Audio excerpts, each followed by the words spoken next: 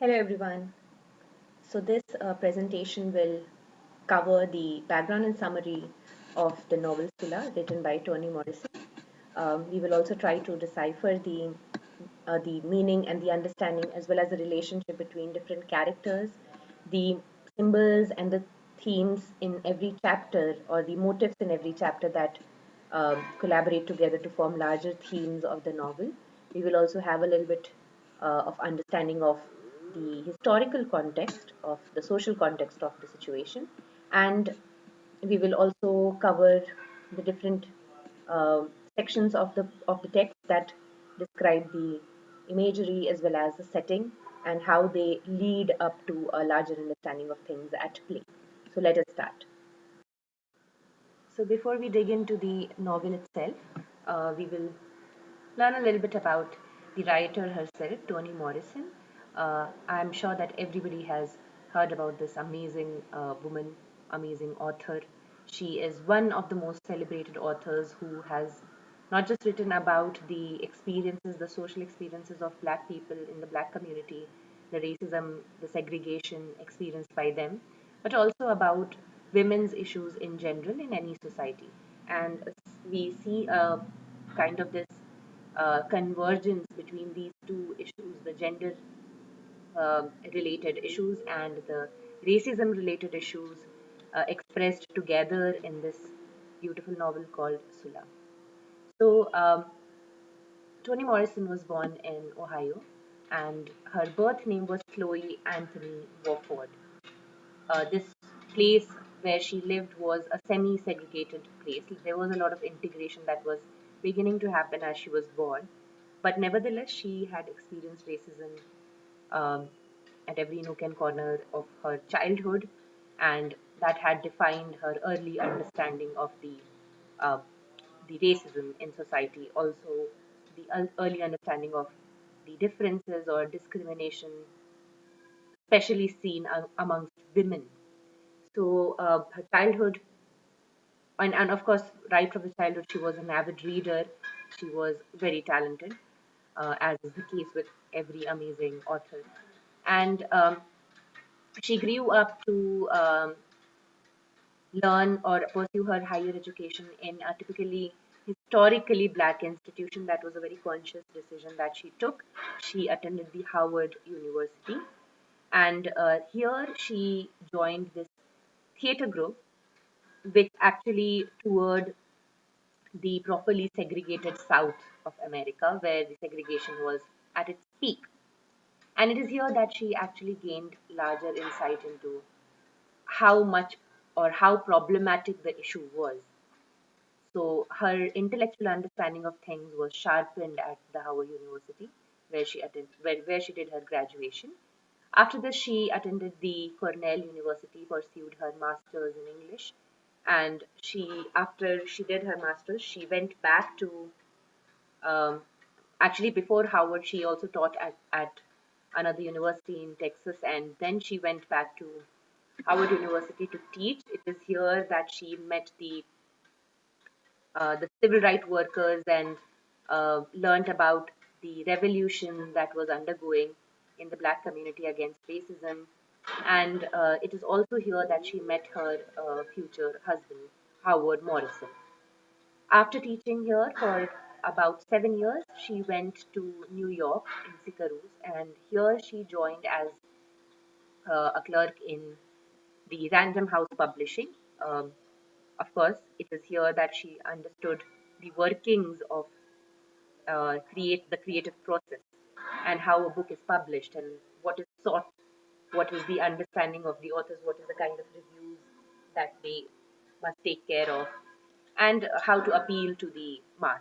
So all these things she undertook here, and shortly after that, she wrote her first big hit, which is The Bluest Eye. It was published in 1970. Only 3 years later, she published Sula. It is the immense um, fame that she received from these two novels that she undertook the mission to become an author. Before this, she was just writing her experiences, and she was not actually looking forward to become a writer full time. But after the Two novels became hits. She pursued the writing career. Her other subsequent amazing novels were Song of Solomon, Beloved, of course. Beloved was a trilogy, and it was a bestseller for 25 years. It won her the Pulitzer Prize, and honestly, it is the one that also made her win the Nobel Prize. Amongst other prizes, this was her beginning of gaining all these prizes and everything. In fact, Beloved was it became such a hit that people were running behind her to adapt it into a film, and finally, Oprah Winfrey produced the novel and into a film, which was also a hit. She also received the Presidential Medal of Freedom by Barack Obama very recently, and she was the first, of course, first African American woman to win the Nobel Prize in Literature in 1993. Now, before you begin the novel Sula, I would insist either before or after you read the foreword as well as this other article by um, which records the things said by Toni Morrison after she had published the novel, the things that she would have corrected or the insights that she would have liked people to understand with regards to the novel. That article is called Unspeakable Things Unspoken. So, reading the foreword gives you an understanding about what was the intention of the author. Um, and it also tells you or makes you understand or makes you ponder over such questions that you need to take into account while reading the novel. So I encourage everybody to please read the foreword before the novel, as well as read the article "Unspeakable Things Unspoken" by Toni Morrison after you finish the novel. So in the foreword, she begins the foreword by saying that why is it so difficult for people to integrate together a political stance and art. Why is it so difficult? She says that it is most reviewers and most critics have this opinion that political stance cannot go hand in hand with the aesthetics in literature. That is, if your literature is biased in any way, if you're taking a side in any way politically, that means your novel itself is not selfless, it is not disinterested, and that is why it's not aesthetically pleasing. And she fails to understand the reason behind this because you are a human being who is surrounded, who is a part of a society, who has different experiences, has had faced different issues, okay, and that not only it not only generally slips into your expression, but also it should slip into your uh, work of art. And that is the first question that comes to your mind while you're reading Sula. um, should a writer take a political stand? Okay. Second thing we see in this novel, of course, the name of the novel itself is Sula, which is one of the protagonists of the novel, one little girl and her journey through life. But after reading the novel, at least it is my opinion that the novel is not just about Sula. And Sula becomes the brunt of the desperation, the frustration, the neglect, and the problematic context of presented in the entire novel.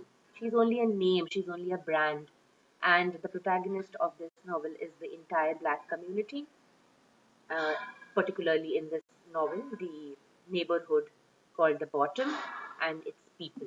So we see a lot of different, and while you read the novel, the setting and the imagery, it tells you that this is not just about one person, it is about everyday things happening in every home, how they are different, how it is chaotic, how it is calm, how it is simple, how it is beautiful, how it is dangerous, like the nuances of everyday life.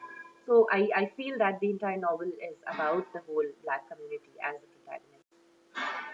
protagonist. The third point is also related to the second point. There's a very subtle difference that feels that it comes up in the novel. Uh, the setting of the novel is a place called the Bottom, and it does not feel just like a place. It's not a description of a city. It's not a description of the geographical area or the um, shops or the streets, the concrete objects that are there in a town or city or a village, but it is about the neighborhood. Difference between a neighborhood and a place, I feel, is that the neighborhood comprises more of people and their experiences.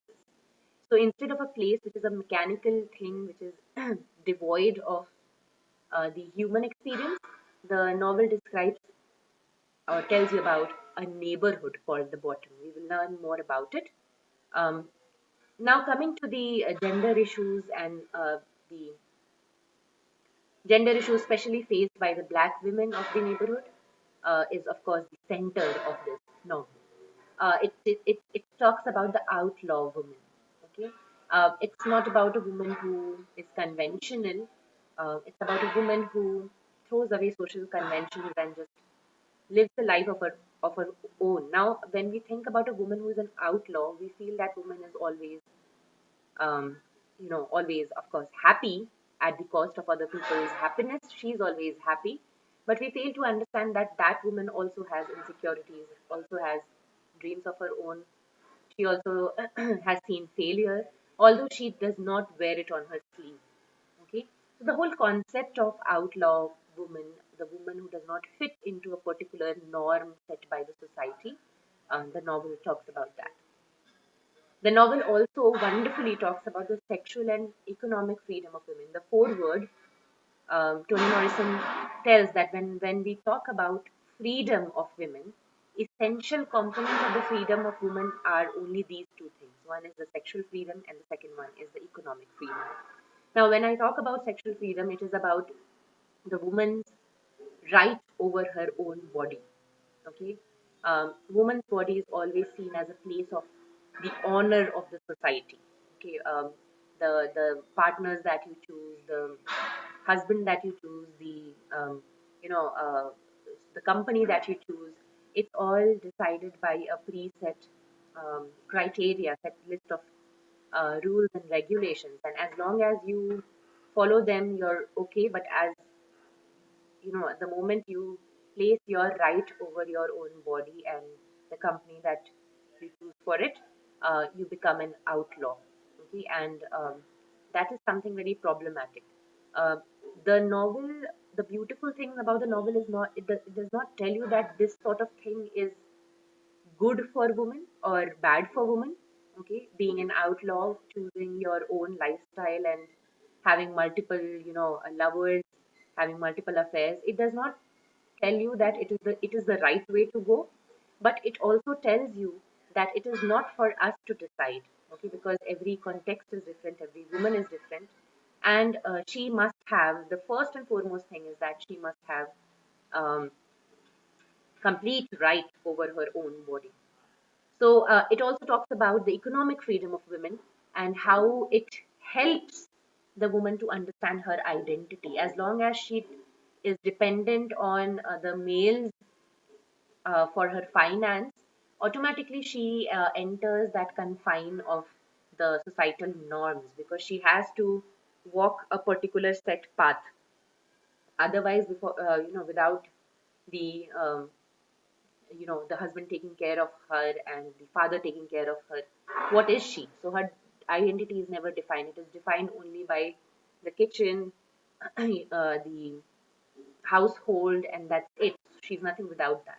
So it also talks about women in this neighborhood who are economically free, who are independent, and how the society views these women. Okay, and economic freedom comes with its own problems also, and how it is little bit more difficult for women to attain this economic freedom. And especially we are talking about the Jim Crow era, when there was proper segregation and everything. And overall also, even today it is difficult for women to break the glass ceiling. So at that time it was even more difficult for them to even attain a job.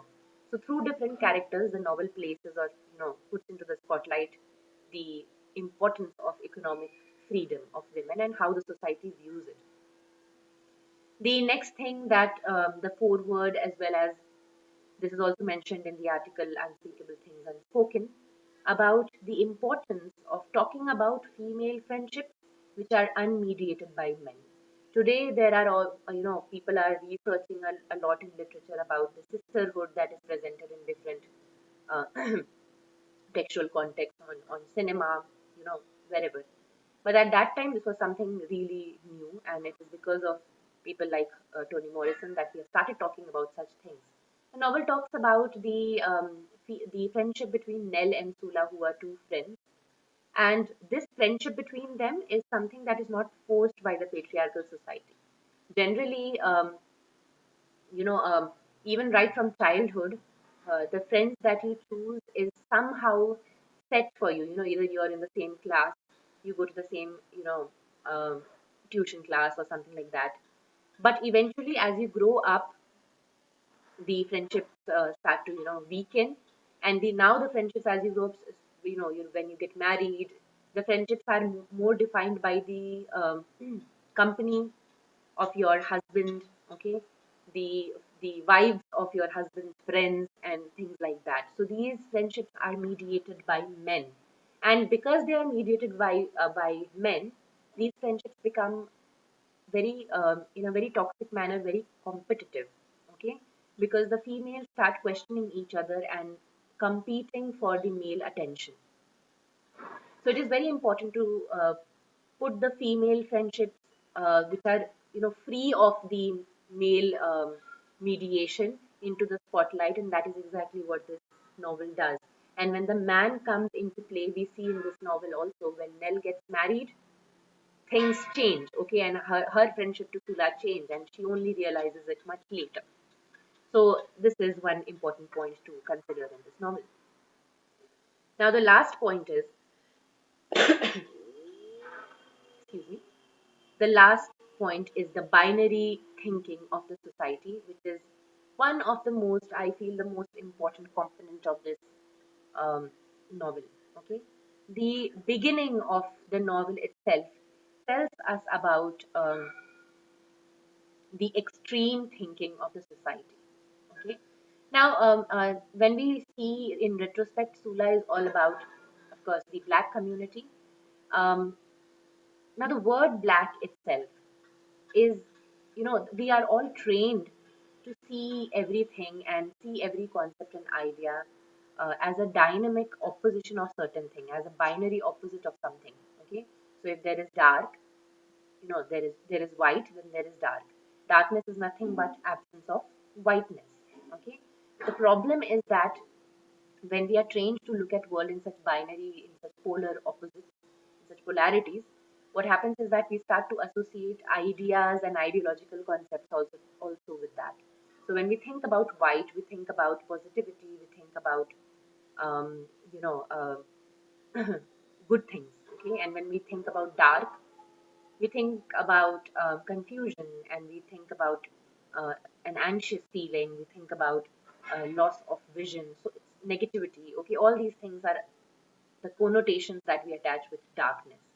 Now when we say white people, or when we look at white people, automatically because we are trained in this binary manner, what happens is that we try to associate as a society whiteness with being more superior.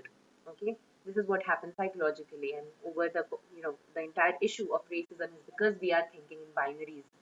Okay, so because white is associated with goodness and positivity, white people are superior to black people, and black people are more lost. They are seen as uncivilized and inferior to white people. So, to begin with, the novel is all about the binary thinking of the society.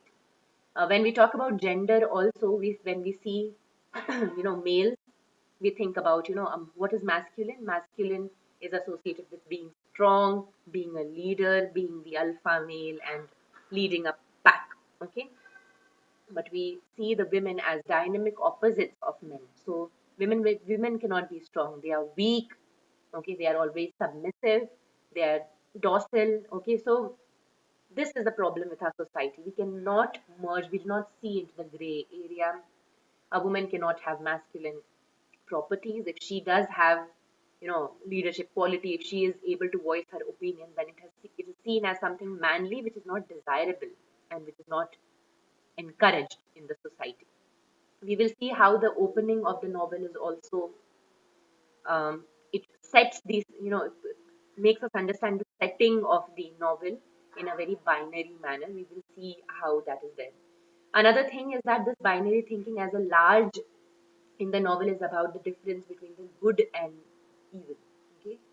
Towards the end of the novel, Sula asks Nell that, Nell is portrayed as a conventionally good woman, and Sula is portrayed as the vamp. Okay. So, in the end of the novel, Sula asks Nell, what if it's the opposite? What if people understood that I am the good woman and you are not? What if this could happen? And that is, how she leaves. Okay. So, the writer wants us to understand that, what we think as good, is it really good, and what we think as evil, is it really evil? What is the difference? Where do you draw the line? So I want you all to think about these concepts before we start digging into the chapters. Now let us understand the setting of this novel. So the whole novel is set in this place called the Bottom, and the time duration is the years spanning between 1919 and 1940. Okay, there are about 11 chapters, and all are set in between this time duration. So historically, you know that this time was the time of segregation. That was peak of segregation, Jim Crow laws and everything, and so the society was extremely, so the racism was extremely prevalent in the society. But we're not talking about the the integrated, or what you say. We're not talking about the white people much in this novel. Of course, the shadow that they cast, the shadow that the racism casts on them is quite visible. But as characters, we do not see white people much in this novel. We see a neighborhood. This neighborhood is called the Bottom. Now, the name itself, uh, you know, has certain connotation. When you talk about the bottom, okay, um, of course, it's something inferior, right? But that is not how the story about the evolution of this place goes, right? The novel opens with these lines. In that place, where they tore the nightshade and the blackberry patches from their roots to make room for the Medallion City golf course, there was once a neighborhood. It stood in the hills above the valley town of Medallion and spread all the way to the river. It is called the suburbs now, but when black people lived there, it was called the bottom. Okay, so the narrator is a third person omniscient narrator who is looking back in time and talking about 1919, when this place, which is right now called the suburbs, was once a booming black community. It was inhabited by, uh, you know, vibrant life, and it was called the bottom. Okay, now look at those two words there, nightshade and blackberry. Now if you do a little bit of reading about these fruits, you will find that the nightshade is something that is it's a very rare plant and very rare fruit, and it is poisonous, whereas blackberry is something that's a common fruit, and it is, of course, it's eaten. It's something that is nutritional, nutritious. Okay, so those two things, it's like the binary opposites in the very first place. Okay, common and rare together, and poisonous and nutritious together, right? And this is exactly what we will, this is some sort of motif that will be present throughout the novel. The juxtapositioning of two very opposite things and ideas together, and how this is exactly what life is. When we talk about entire humanity, we are all different people stacked up together. Okay, when we talk about even one community, a community should not be generalized in any manner. It should not be stereotyped in any manner, because it consists of, opposites. So many polarities are there in the community itself. So why is it looked at in a particular way, in a particular manner, stereotyped as we go, right? So this place, the bottom, had the nightshade and the blackberry patches together, and we come to know right from the first paragraph that it is near this town called Medallion.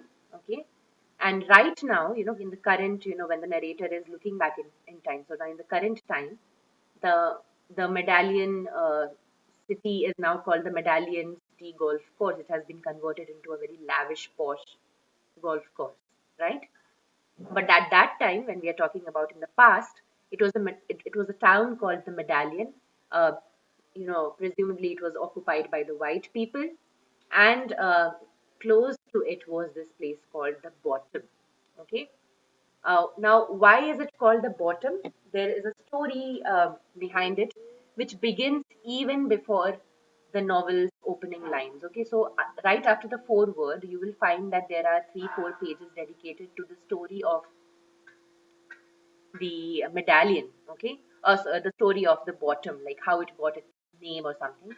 In the later article, Unspeakable Things Unspoken, Morrison tells that she is actually embarrassed of dedicating these 4 pages to the story of the bottom, because what was her idea was that her intention was that to start off the novel with the crucial point of showing how the white gaze works. Okay, so look at that stanza there. I'll read it out. A good white farmer promised freedom and a piece of bottom land to his to his slave if he would perform some very difficult chores. When the slave completed the work, he asked the farmer to keep his end of the bargain. Freedom was easy. The farmer had no objection to that. But he did not want to give up any land. So he told the slave that he was very sorry that he had to give him the valley land. He had hoped to give him a piece of the bottom. The slave blinked and said he thought valley land was the bottom land. The master said, "Oh no, see those hills? That's bottom land, rich and fertile." "But it's high up in the hills," said the slave. "High up from us," said the master. "But when God looks down, it's the bottom.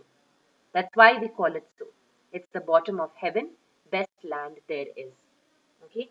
Now, of course, on a textual level, what you're seeing is that, oh, I did not understand that the bottom means the bottom of heavens. Then that means, of course, it is a good place, right? But if you,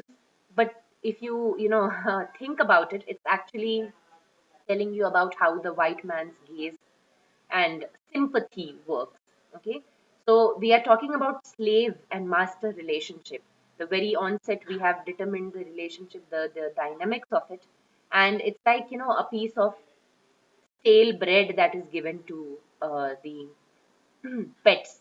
Okay, the farmer, in turn of giving some in the slave did some really difficult chores, and as the master had promised, he had to give him a land, but of course he did not give him his own land.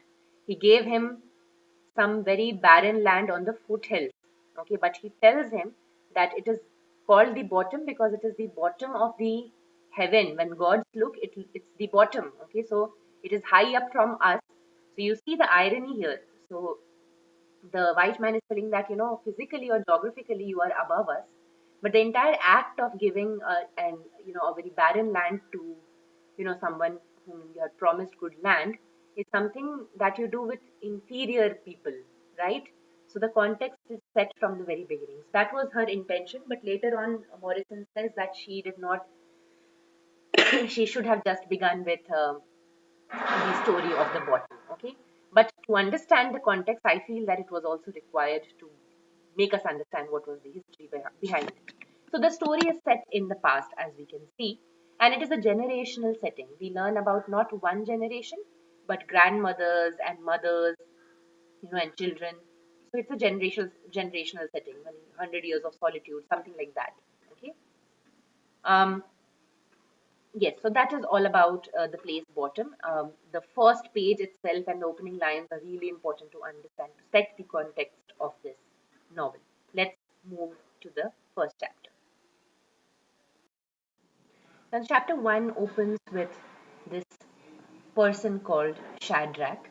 Shadrach is has returned from the World War. He's a veteran of the World War first, because of course we are beginning in 1919. So he had served the army and now he has come back. Now, as is the case with a lot of veterans of wars, he suffered from what then was called shell shock. Okay, and because of that, his mental stability was gone. Today, we will term that as post traumatic stress disorder (PTSD), but that was the terminology that they used, the shell shock. So they had seen a lot of bloodshed and their own friends dying on the battlefield and everything, and that impacted his mental health so much that he was an eccentric person who used to walk about the streets, and he had this one tradition, that he had brought into the bottom, called the National Suicide Day, which he celebrated every year on January 3rd.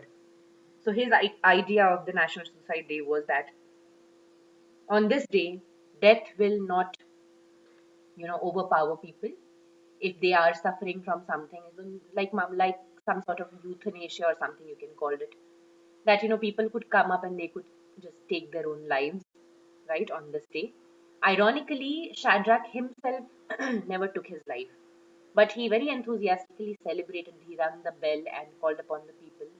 Initially, the people of the bottom, they questioned his sanity, and they, of course, judged him for this National Suicide Day and something. But eventually, as the novel progresses, we see that the town accepts this thing as some sort of a normal. So, how the idea of something that is seen in from a very negative lens changes because of mere frequency is also another thing that you can notice. So this division between good and evil, as we saw, how that border, or how that uh, division between them sort of fades away if only that thing is repeated so many times, right? So eventually the town accepts him. um, Things are a little bit strange about him. um, he was put into a mental hospital after he was sent away from the war, and here he was put into straitjackets and was confined to his room, chained to his room. And now when he has attained freedom, when he has left that mental hospital and come to live a normal life, this sort of physical freedom scares him.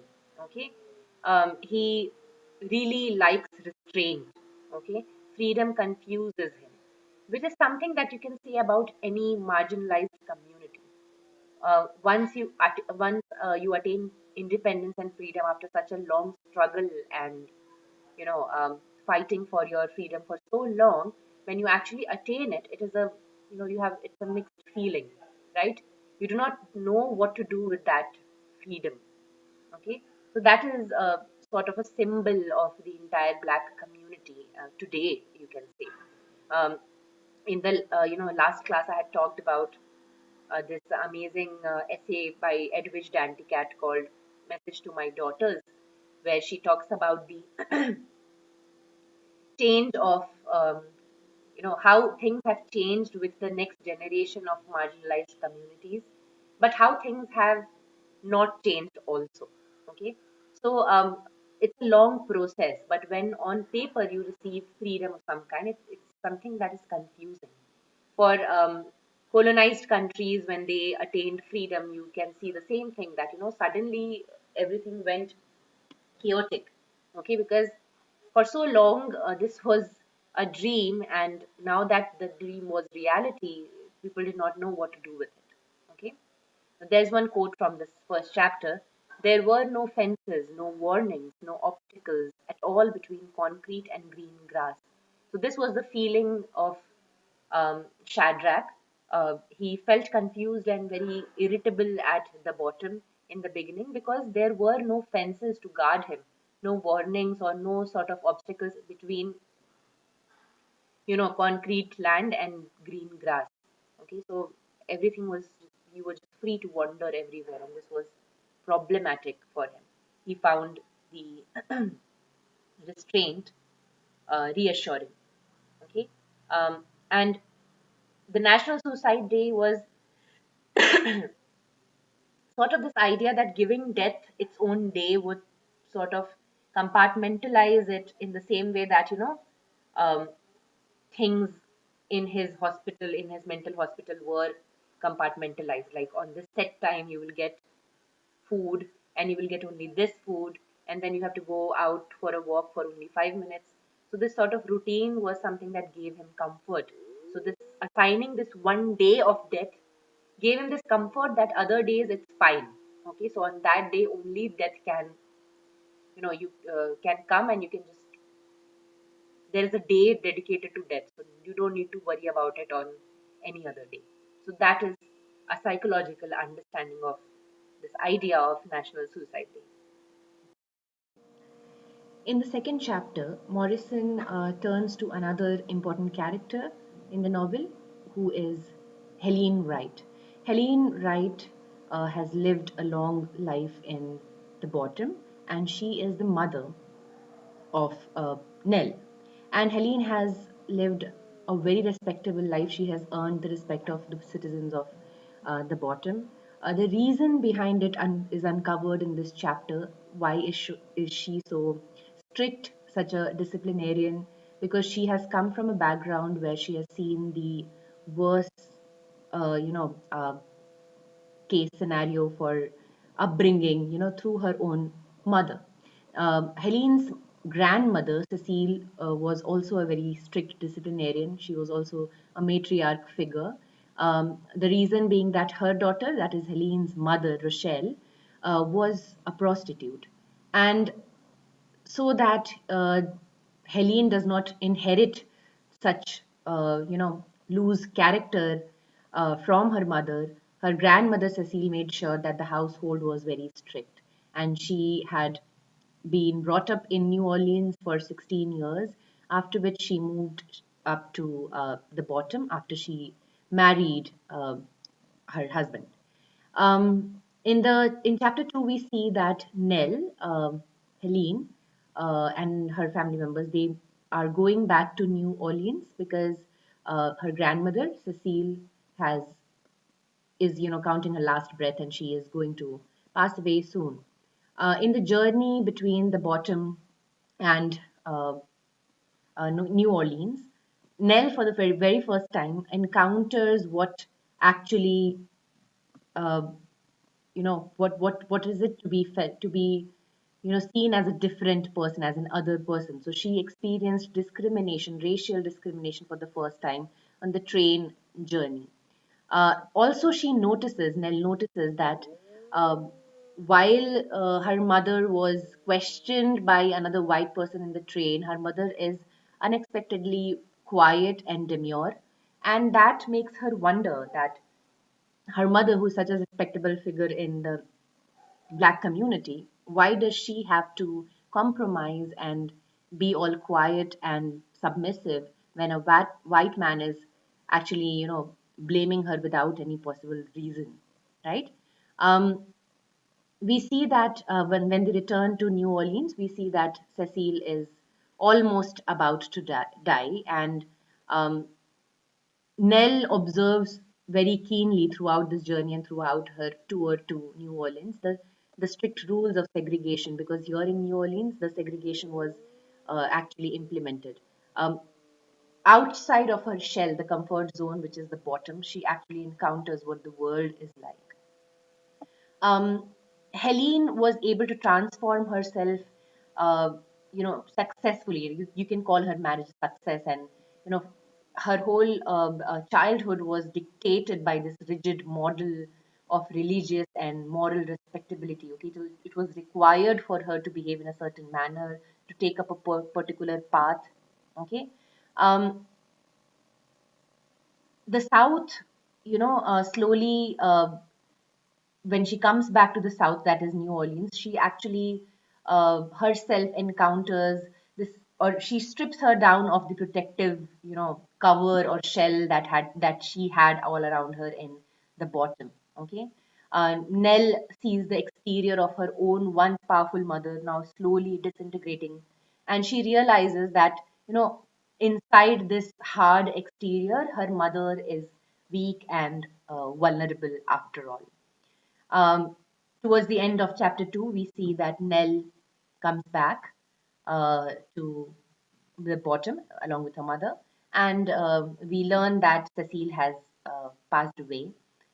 Here, Nell and Sula, once Nell returns, she encounters Sula and she becomes friends with her. She befriends this girl, Sula. And Helene is not happy with the fact because she is aware of Sula's background, her family, and her reputation. And she feels that any kind of influence that she will have on Nell will prove to be detrimental to her respect in the society. So, nevertheless, she is cautious of the fact, but she does not straight away, you know, kind of ban her meeting Sula. So eventually, we see that she gives up on the girls' friendship, and the girls become friends. The reason that uh, her mother Helene is not is not comfortable with her being friends with Sula is not just because of Sula, but because of her mother, which we will learn about in the upcoming chapters.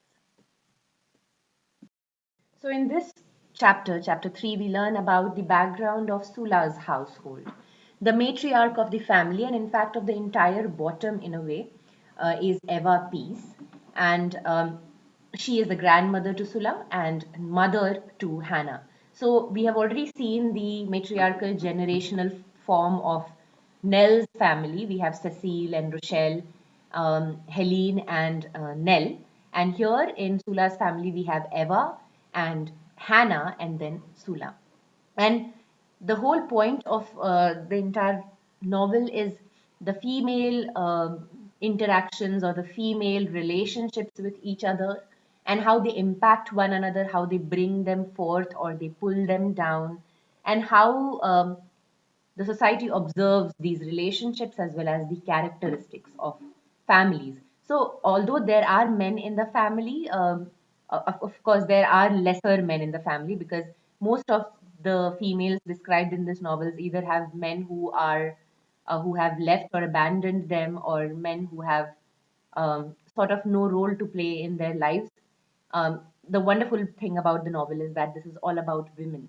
Okay, so we learn about Eva Peace's troubling history, and we learn about how she comes to become a matriarch figure in the bottom. So we learn that that Eva's husband had left her to fend for three children very when they were very young, and he had gone away. And at that time, it was very difficult for Eva to to raise them up and to have a financial income. We have already talked about the important theme in this novel, which is the economic freedom, and Eva is an epitome of that, of that theme. So she was strapped for money. She had no income in any way. And then one fine day, she leaves all the three children with one of her neighbors, another woman again, and she goes away. And she does not come back for weeks. When she comes back, the people of the bottom see that she comes with only one leg. So she has a leg missing, and the rumors that started flying around was that she cut her own or amputated her own leg and threw it on a railway track so that she gains some insurance money. And it is with that money that she started up a boarding house in her own household, which which meant that there would be a lot of men coming and going inside the house, which was a reason for her daughter to pick up these you know, uh, sort of signals from men from a very tender age. And she had multiple affairs with the men of the bottom who came to stay at the boarding house run by Eva.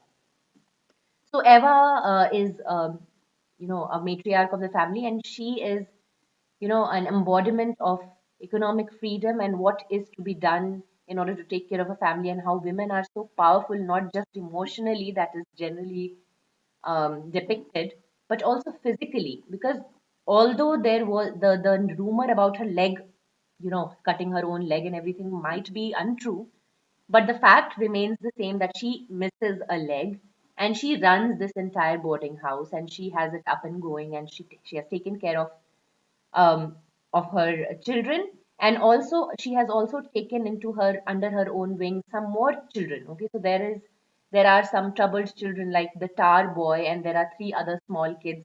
All of those three boys are called Dewey.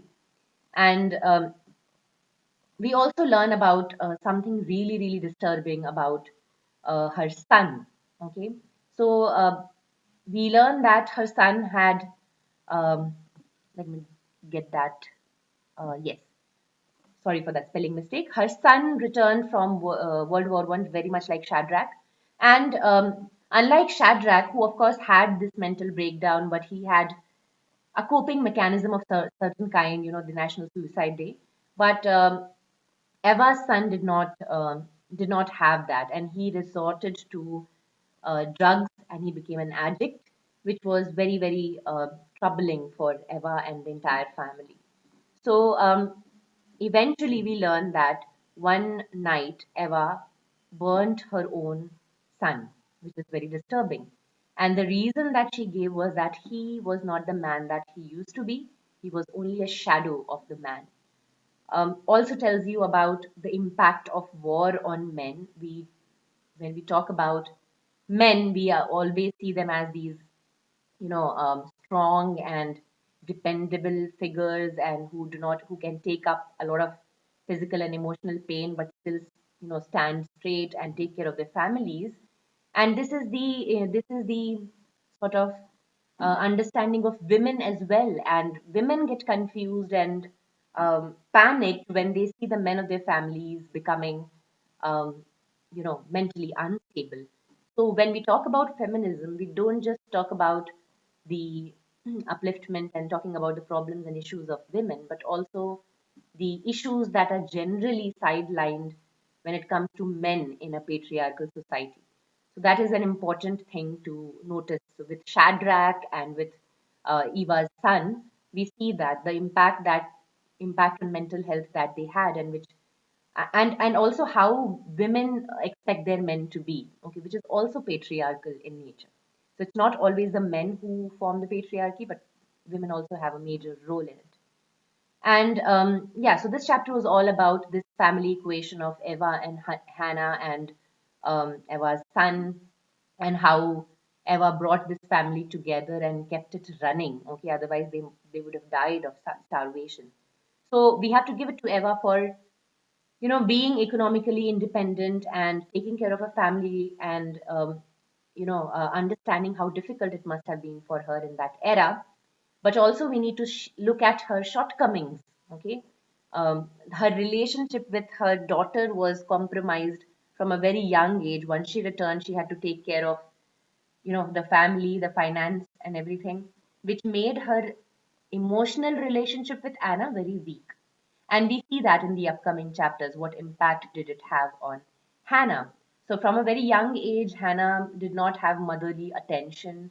And, this is sort of this difficult dilemma for women. Even today, when women have children, it is expected of them to, leave their jobs and tend to the kids, which, of course, it shouldn't be like that. It should be left to their choices. But it's not as simple as that. When it is left to their choices, also, women find it really difficult to pick a side, whether it is their independence, the financial stability, or the emotional attention to their children, because the two things rarely go hand in hand.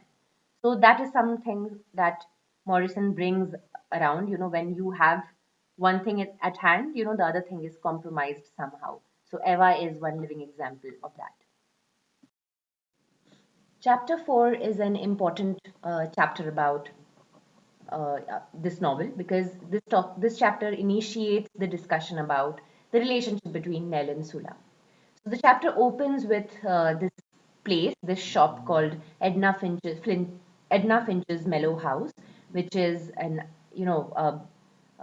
ice cream shop. Okay, so it is described as this very cold place with, snow and ice and everything. The temperature reference in the imagery is in sharp contrast with the end of the last chapter, which ended with the flames burning Eva's sun. Okay, so from there we see a very drop in temperature. The imagery suddenly changes from there, and we are talking about the friendship of Nell and Sula now. Now, what is so amazing is that this description of Nell and Sula, and when you look at it in a retrospect after reading the entire novel, you find that they are very much like the first line described in the novel, which is the nightshade and the blackberry. Like I told you, the nightshade is something that is poisonous, and the blackberry is something that is um, nutritious, okay, nurturing. And the blackberry is also something that is common, whereas the nightshade is something that is rare. It is something like, the combination of Nell and Sula. So Nell grows up to be, later on you'll find in the chapters, she turns out to be this very sentimental, conventional woman. Okay. Whereas Tula turns her, emotions into something else, into, you know, uh, you know, being independent and, being free from everything, being free economically, sexually, in every manner possible. So it feels like Nell is the blackberry, nurturing and common also, which is mostly all women. Whereas Tula is seen as something poisonous to the society, and she's also rare. Okay. So their combination, although they are so different, like polar opposites of each other, their childhood friendship is this amazing combination of two very, different things, and they find comfort. They balance each other very well. They find comfort with each other. Okay. And it culminates into this one particular scene in this chapter where they are putting all this garbage and trash into a hole in the ground, and they bury them.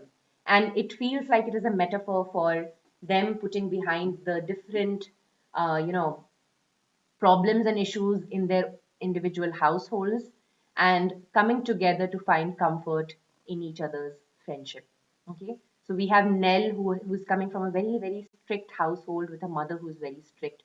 She has this, Nell has this emotional baggage and pressure all the time upon her, and she is expected to behave in a certain manner. Her life is decided for her that she is going to marry at this certain age, bear kids at this certain age, and go in a conventional direction. And this is something that perhaps Nell does not want. Okay, she keeps questioning. She keeps asserting that I am not, somebody's daughter. I am not somebody's granddaughter. I am Nell. Okay, what about me? What is my individual identity? But she does not. She's not able to shake off the convention so easily. Whereas Sula comes from a household where the women are not bothered about her upbringing. Okay, of course, she's well fed and everything, but when it comes to what life she's going to choose for herself, or what kind of partner she'll choose for herself, they are not bothered because her mother Hannah is known to the people of the bottom to have numerous affairs, and her grandmother does not really care about such things as long as she can sustain herself. Okay, so sharp contrast between the two things. And Sula, we see that towards the end of the novel, that although she is seen as this independent, powerful, wonderful, free woman, but that does not mean that she does not want she does not want certain kind of um, regularity and routine in her life. She also craves that. And it is this beauty of this one not being defined by certain thing, like the beauty of one character not being defined in a particular manner is what makes this novel wonderful. Okay, it's not like what if you choose a particular path for yourself, that means that you will fail miserably at it, or you're going to get unmatched success at it. There may be moments of both in both the scenarios, and we should embrace the fact that one is trying. Okay, so we need to see Nell and Sula in that light, like they balance each other. Their friendship is not a regular friendship. Their friendship is more sort of this yin and yang kind of friendship where they connect on a soul level, right? They are very different from one another, and this friendship is something that is very important in this. novel. Okay. In fact, in this chapter, we see that even their skin colors are a little bit different. Whereas we see that Nell's skin is somewhat brown, or towards it's a mix of brown and like a caramel color, and Sula's skin is deep brown. Okay.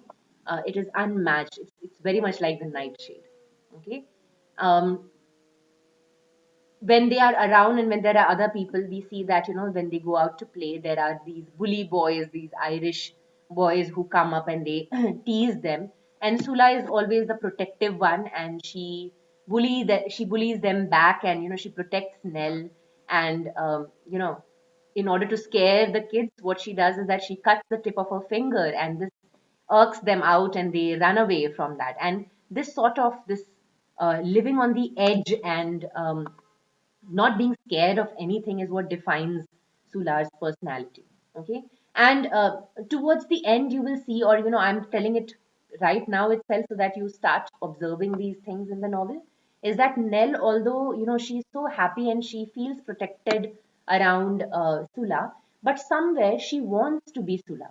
Okay. And she knows that she cannot be that. She cannot be this, you know, um, bold girl who does not care about what anybody thinks or feels. She has certain duties to, perform and behave in a certain manner. It's everything is coded for her.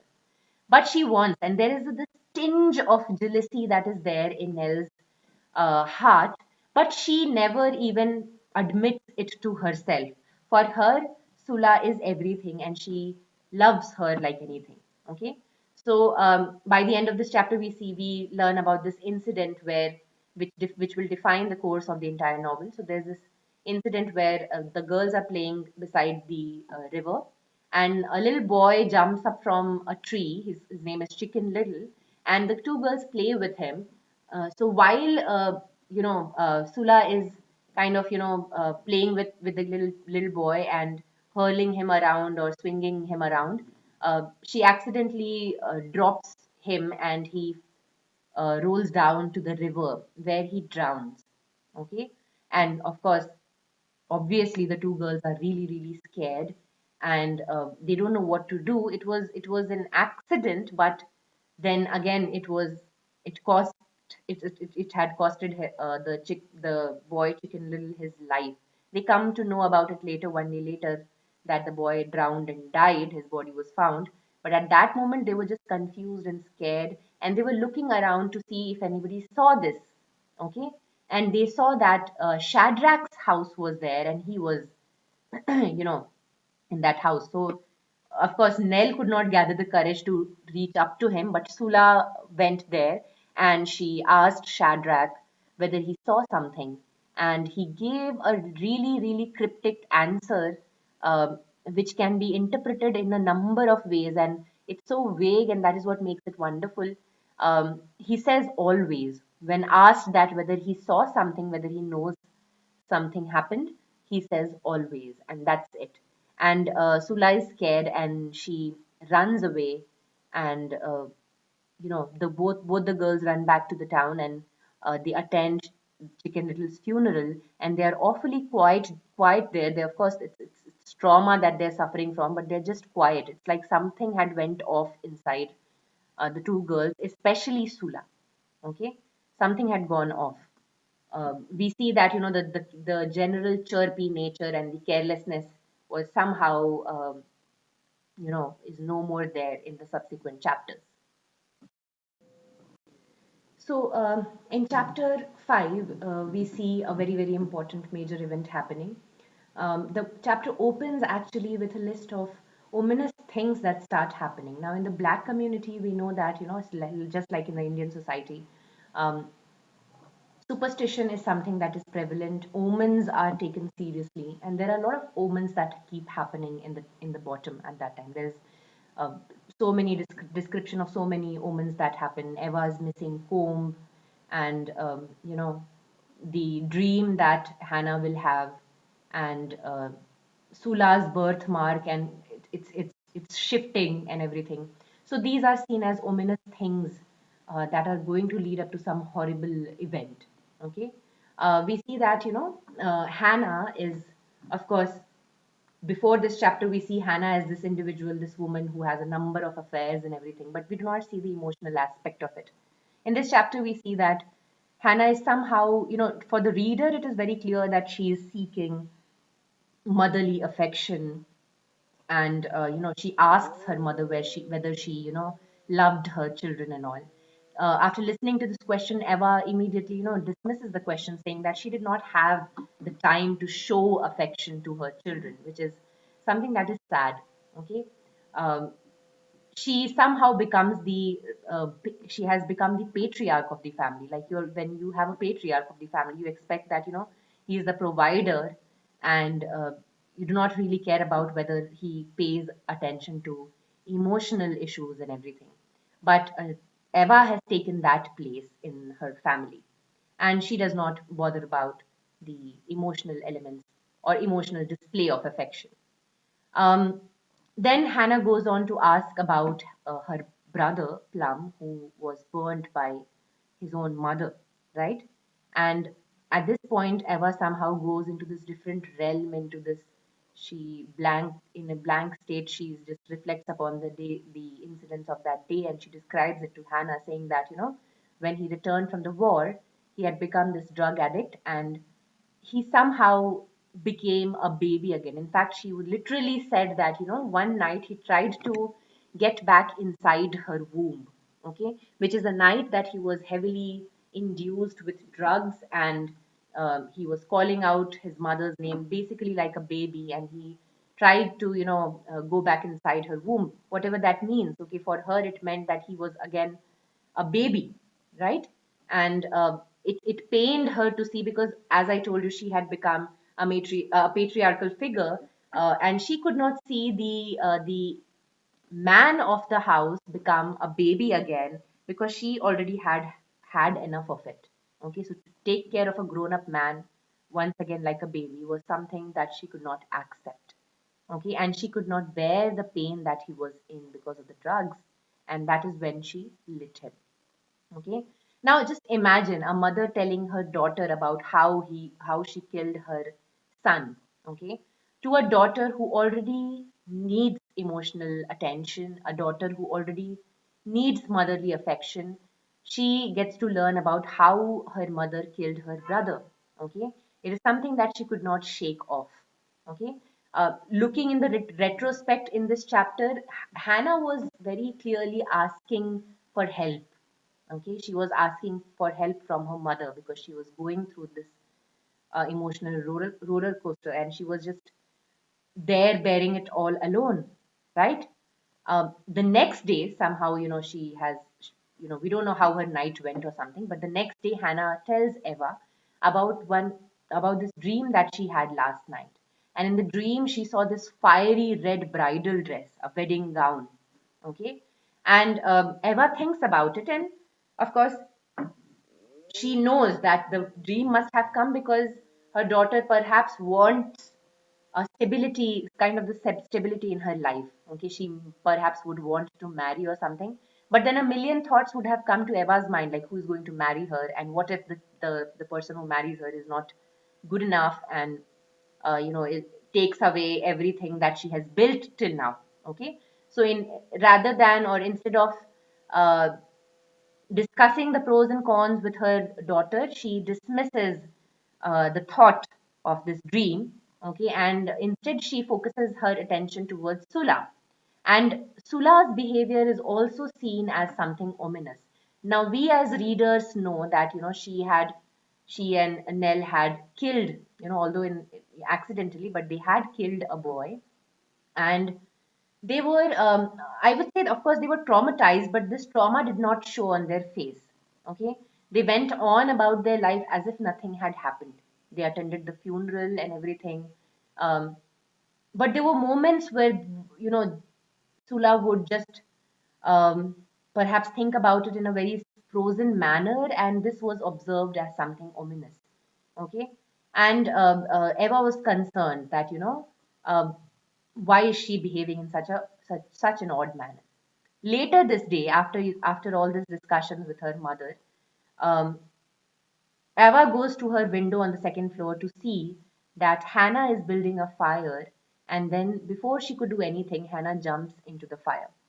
And Eva, in order to, save her daughter, tries to jump off from the window. Okay, and she lands down, and of course, she hurts her leg and she's not able to come on time. And as a result, Hannah burns in the fire. It's as if the fate was decided for her two children. Okay, she had burned her son, and now her daughter was, no more, and she burnt in the fire. The metaphor of fire has been used wonderfully. Okay, it's the fire of uh, the family trauma. Okay, she was already under the effect of trauma. She uh, perhaps was thinking, Hannah was thinking about her brother, about her own life, about the lack of affection from their mother, and she saw her life as pointless, and she designed for it to meet the same fate as her brother. Okay, so the neighbor calls up the ambulance, and the ambulance takes Hannah's burnt body, and as well as Eva to the hospital, and where after reaching the hospital they learn that Hannah is no more.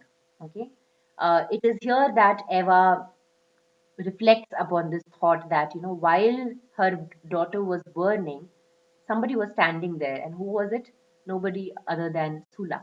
Okay, Sula calmly stood there at a distance, and where she could have just, quenched the fire, and she could just have, put the fire out and saved her mother. She just stood there watching her mother burn.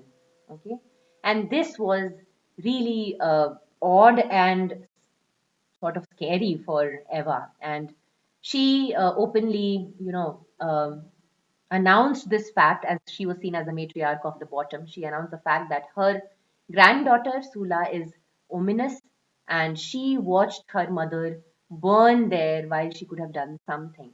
Now, we as readers can think of about many possible scenarios. Okay? One thing was, of course, that Sula must have must be in that trance like state where, she, because at such tender age, she had seen, not only seen, but she had committed murder. She had seen death in front of her through her own hands, and she was in that shocked state, and she looked at her mother just burning there, and she must have frozen there. Perhaps psychologically that was the reason. Okay, the second ironical thing is that we in the same chapter know that Eva lit her own son on fire. And now she is blaming Sula for just watching her mother lighting herself up, and that is seen as something bad. So you see how, when I was talking about the distinction between good and evil, the lines are really blurred in this whole novel. What is good and what is evil? Of course, watching your own mother die is, of course, bad. But for someone to who has, burned her own son, to say this, that the other thing was bad, is ironic. It does not make any sense. Okay, there are critics who also say that, perhaps in the ambulance, of course, her first instinct to Eva's first instinct was to save her daughter. That's why she jumped. Her motherly affection suddenly, uh, you know, uh, she tried to make up for the fact that she was not available emotionally, and she jumped out of the window. She did not want her daughter to go away too. Okay, but when in the ambulance, while she was alive, Anna was alive. She was declared dead only once she reached the hospital. She was alive while in the ambulance. Okay, then there might be a scenario, and this is debated, of course, that uh, perhaps Eva must have seen the face of Hannah, and this must have added another point to the list of problems in her life, and if to, take care of a daughter whose face has burned off, and she's such, sort of disfigured, who is going to, marry her or provide for her once she goes off. So perhaps she must have thought that it's better for her to die, and she must have strangulated her, or, killed her in the ambulance. There are opinions like that, because Eva was very much capable of doing that, and she had the history. And perhaps it was the guilt that made her so eloquently, out loud, made her to blame her own granddaughter for her mother's death. Okay, so a lot of things happen in this chapter, and the onus is upon the reader to choose, and it is a difficult task, like who is right and what is wrong. Just really sad. Okay, but nobody can be blamed in the situation. Hannah cannot be blamed, of course. Can Eva be blamed for not being available emotionally when she had to take up the responsibility for the entire family all the time? Can Sula be blamed because we know that she has gone through so much in the past few days? Okay, and she's just a kid. Okay, so but we also see that how women can um, turn upon one another and blame one another even when they're from the same family. They can turn upon each other and just make their lives hell, right? So this blame that Sula bears now will stay with her for the rest of her life. And it is psychologically, it happens that if you're blamed too much for something, you just stop giving uh, any attention to whatever is being said about you. Okay, so Sula perhaps would, because she knows that she's seen as some sort of of an eagle, um, sorry, some sort of an evil figure. She does not bother, creating another image for herself. So we see in the subsequent chapters that she embraces this thing, that she is evil, so deal with it. That is what she tells the society. Now, this chapter is sort of the end of my first video about Sula, because there is a clear division of timeline after this chapter. So, right from chapter 5, we see by the after the death of Hannah and Sula being branded as sort of an evil figure, we jump to 4 years later, and now Nell is getting married to this boy called Jude. And we learn a little bit about Jude. Jude is a typical man. He is working as a waiter in Hotel Medallion in the town, and he is really ecstatic um, about progress in the society and his contribution to it. Okay, now this progress is not um, ideological progress. He's talking about materialistic progress. He wants, the bottom to be connected to the medallion. Okay, and he's really excited about that. But we, as readers, see the dramatic irony here, because we have begun the novel with knowing the fact that many years later, the bottom will not exist. It is because the capitalists will take care, the white people would be, overtaking the bottom, and, building the golf course and whatnot. Okay. But in this situation, in the past, Jude is really excited for this, for the project, partly because he thinks that this will lead to white men picking up black men as laborers and as you know um, managers and whatnot. Okay, but of course his dreams are all broken down, because that does not happen. It does not happen. And also he really likes male company. Okay, he likes to have a group of friends, okay, who drink around and who talk about women, and who are really excited for the job. A very typical masculine personality he is.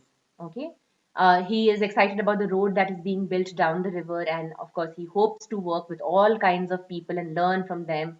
Okay, but to his dismay, he is never selected for any of the projects because of his race. So it is a slow dawning, but he eventually realizes that because he's black, he's not being selected. Um, and he's so depressed and shattered. And Nell, because we know that, this is something of a typical female personality, that, women tend to take up men who are emotionally, disturbed or somewhere, and just provide a comfort bubble for them, okay, in the form of marriage, household stability. Okay, they take up projects like this, and Nell does the same thing. Uh, Jude has asked Nell to marry her before, but she's not sure about him. But when she sees that he's so demotivated and depressed, she says yes to the proposal. Okay, she agrees to marry him. So it's like a compensatory thing that she does. Okay, she is perhaps not, is not even in love with him. Okay, but um, she thinks that poor guy, I should, say yes to him and give him a good household. And that is how most women sideline their, happiness for the sake of men, right? And this is another, thing that, or obstacle that happens or is put up between Nell and Sula's friendship. Okay.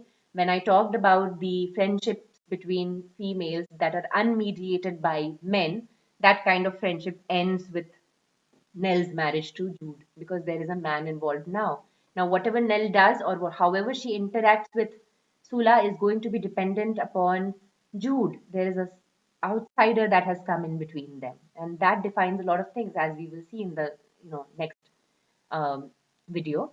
Okay. So Nell, we see by the end of this chapter, Nell agrees to marry him, and there is the wedding reception that happens. And Nell, in this reception, briefly sees Sula, who was supposed to come, but she does not show up. She shows up. She does not make a lot of appearance, and uh, when Nell sees Sula, um, she is not aware that this is the last time that she would be seeing Sula, for at least 10 years, because Sula was going away and was not going to return to the bottom for a very long time, for 10 years to be precise. Okay. So now, of course, we can assume that in the next 10 years, Nell has a happy home and happy, or conventionally happy home with kids and uh, a man and a house and everything that a typical uh, marriage encapsulates. But she misses a friend. She does not have a friend, some uh, a person, especially as good a friend and as uh, you know true a friend as Sula. So she has that part missed in her life. And when she comes back after 10 years, there are new complications that arise because of it. So we will learn about that in the next video.